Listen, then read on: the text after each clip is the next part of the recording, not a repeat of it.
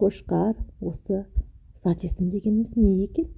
Білмеймін, теке, шынымен де зат есім дегеніміз не? Қошқар, мынау қора, анау киіз үй. Осының барлығы зат есім емес пе? Я, теке. Онда анау әжеден зат есім дегеніміз не? Сұрап көрейінші. Әже! Ау, теке, нені айтасың? Зат есім дейсің бе? Зат есім дегеніміз мынау ағып атқан су, мынау шелек, мынау астау.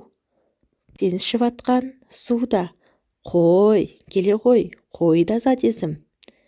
Енді зат есімнің мағынасын түсінген боларсыңдар сендер, иә, балалар?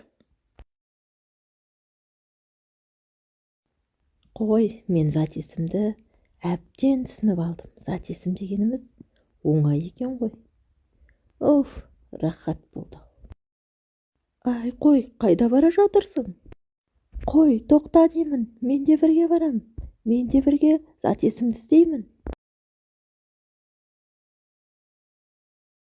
Жарайды, зат есімге не жататынын бірге іздейік.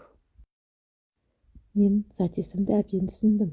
Зат есім дегеніміз кім не деген сұрақтарға жауап беріп, адамның жер судың атауын білдіреді екен.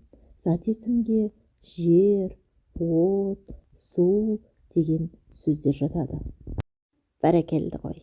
Зат есімді бүгін толық түсініп алдық. Айтпақшы, теке, қасқыр дегенде зат есім. Қасқыр дегенде, бұзау, сиыр дегенде зат есім. Зат есімді түсінгеніміз. Қандай жақсы болды, иә. Келесіде сын есімді білетін боламыз.